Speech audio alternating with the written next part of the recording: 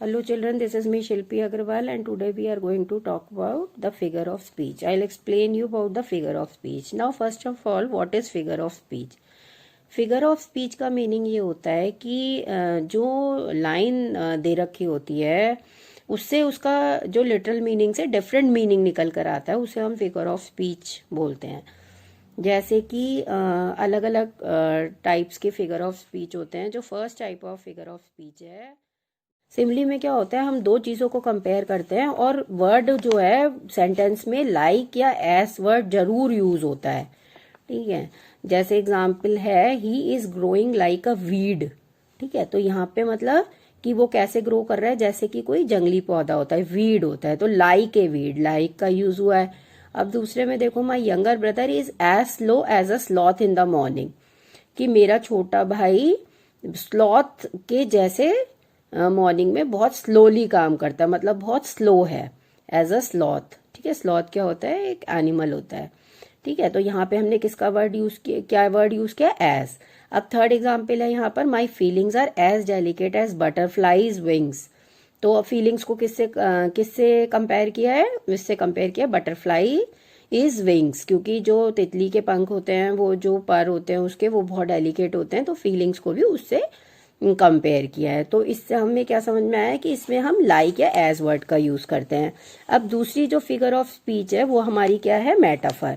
अब मेटाफर में क्या होता है ये वही सिमिली जैसा है, लेकिन क्या डिफरेंस है कि इसमें हम जो है वो लाइक और एज का यूज नहीं करेंगे सेंटेंस में। जैसे फॉर एग्जाम्पल मेटाफर की डेफिनेशन, मतलब मेटाफर है क्या, अ direct comparison of two things, है ना, डायरेक्ट कंपैरिजन होता है टू थिंग्स का विदाउट यूजिंग लाइक और एज। अब इसके एग्जाम्पल्स देखते हैं, my brother is a tornado destroying everything in his path, मतलब मेरा ब्रदर एक टॉर्नेडो की तरह है और जो कुछ भी उसके रास्ते में आता है वो उसको डिस्ट्रॉय कर देता है। तो ब्रदर को किससे कंपेयर किया है, ब्रदर को टॉर्नेडो से कंपेयर किया है। She is a ray of sunshine in my life, ठीक है, कैसी है वो, मेरी लाइफ में रे ऑफ सनशाइन, और मतलब रोशनी की किरण, वो मेरी लाइफ में। तो लेकिन हमने लाइक और एज का यूज नहीं किया है, कंपेयर तो किया है। उसको किससे कंपेयर किया है हमने, रे ऑफ सनशाइन। पहले में फर्स्ट सेंटेंस में हमने उसको टॉर्नेडो से ब्रदर को कंपेयर किया है। लास्ट में है laughter is the best medicine, मतलब हमने लाफ्टर को किससे कंपेयर किया है, मेडिसिन से।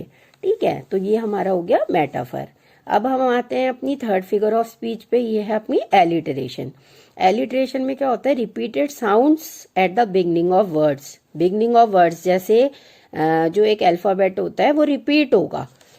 जैसे कि हम देखेंगे अपने एग्जाम्पल्स में, अगर हम देखें तो ये क्या आएगा, जैसे I finally found the photograph, F, F photograph में भी मतलब साउंड।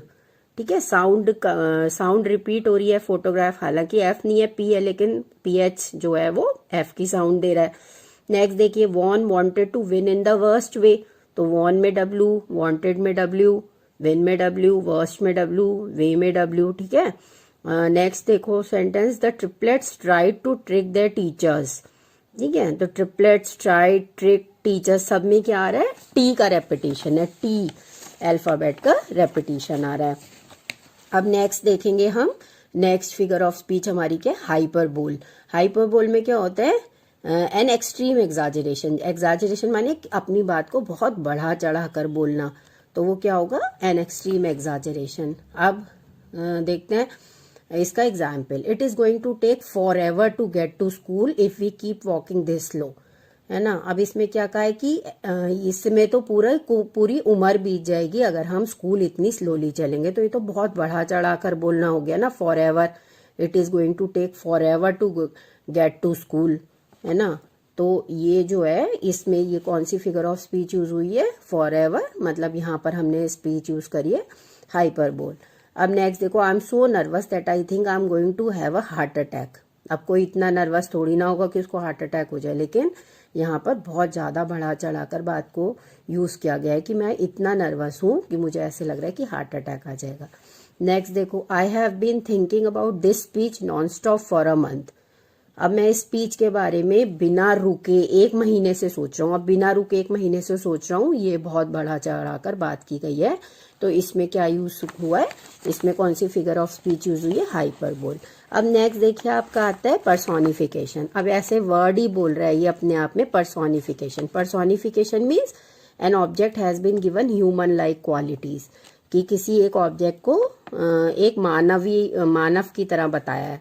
अब इसका एग्जाम्पल देखते हैं। The abandoned school house sadly remembered the happy laughter of children. अब यहाँ पर जो स्कूल हाउस है, स्कूल हाउस कैसे किसी चीज को रिमेम्बर करेगा, है ना। तो लेकिन इन्होंने क्या बोला है कि जो खाली पड़ा हुआ स्कूल था वो किसे दुख के साथ किसे याद कर रहा है, जब बच्चे स्कूल में आकर हंसते थे। ठीक है, तो यहाँ पर क्या यूज हुआ है, the abandoned school house sadly remembered the happy laughter of children. अब कोई स्कूल हाउस तो किसी चीज को रिमेम्बर करेगा नहीं, बिल्डिंग है ना, लेकिन इसमें बिल्डिंग का पर्सोनिफिकेशन हुआ है, बिल्डिंग का मानवीयकरण हुआ है, स्कूल का मानवीयकरण हुआ है कि स्कूल किसको रिमेम्बर कर रहा है, किसको याद कर रहा है, बच्चों की हंसी को। नेक्स्ट सेंटेंस देखिए, the lightning stretched out it's finger and touch the tree. अब लाइटनिंग, बिजली ने अपनी उंगली बढ़ाई और ट्री को टच करा। ठीक है, तो कोई लाइटनिंग कैसे हो, किसी लाइटनिंग की फिंगर कैसे होगी, मतलब जो उसमें से चमक निकलती है, जो उसमें से चिंगारी निकलती है, उसको फिंगर का रूप दिया गया है। ठीक है, तो यहाँ पर लाइटनिंग का मानवीयकरण किया गया, मीन्स पर्सोनिफिकेशन किया गया है। नेक्स्ट देखो, the volcano awake suddenly throwing hot lava. अब वॉल्केनो अवेक सडनली मतलब वॉल्केनो फटा और उसने hot lava into the air, अपना हॉट लावा फेंक दिया एयर में।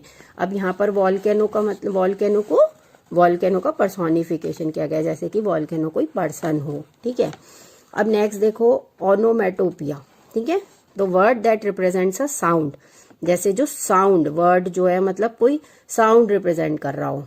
ठीक है, जैसे my stomach has been growling since 9 o'clock this morning, जैसे कभी हमारे पेट में से आवाज आती है गुड़ गुड़ की। ठीक है, तो स्टमक हैज बीन ग्राउलिंग, पेट कैसी आवाज कर रहा है, जैसे ग्राउलिंग, जैसे एनिमल्स ग्राउल करते हैं, तो उस तरीके से मतलब स्टमक की आवाज बताई गई है।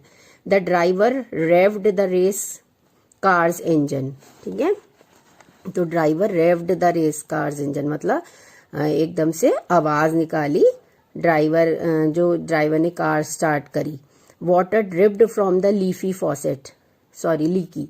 ठीक है, तो वाटर कहाँ से ड्रिप कर रहा है, ड्रिप मतलब कहाँ से गिर रहा है, लीकी फॉसेट, लीक करती हुई टैप से जो है वो वाटर जो है वो ड्रिप कर रहा है, तो वाटर की आवाज बताई गई है यहाँ पे, ड्रिप।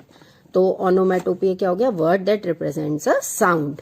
ठीक है, तो ये है जैसे लीव्स की आवाज अगर हम एग्जाम्पल में लें। ठीक है, तो इस तरीके से जो है आपकी ये फिगर्स ऑफ स्पीच है, जो कि आपके लिए बहुत इंपॉर्टेंट होने वाली है।